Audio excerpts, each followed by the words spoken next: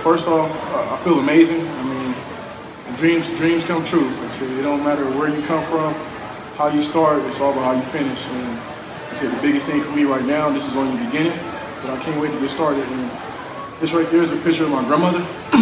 She passed away in 2011.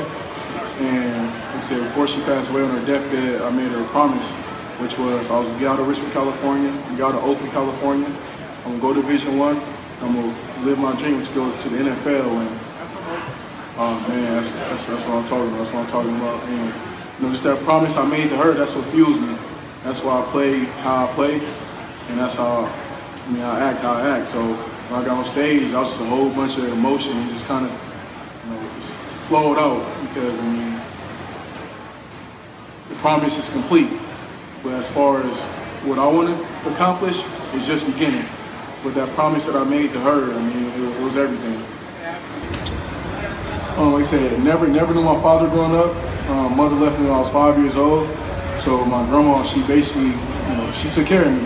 And she basically paid her bills by collecting water bottles and cans. And those only worth like 5 or 10 cents. So that's a lot of bottles to collect to pay a rent if it's like $1,000, $1,200, or whatever. So that's a lot. So that just shows how much grind, how much determination, and how much she never gave up to do that. And I say the biggest thing growing up where I come from, I mean, it's easy to get caught up with the gangs, the drugs, the violence, the women's, stuff like that. And for me and my grandma, we would always just stay in the house and watch wrestling. And her favorite wrestler was Booker T.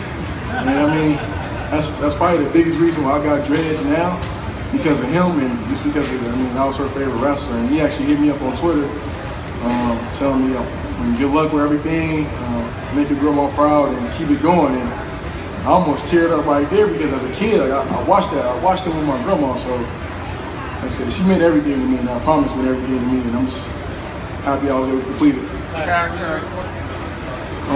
Got there, she hadn't passed away yet, but I walked up to her, and she still was able to understand us.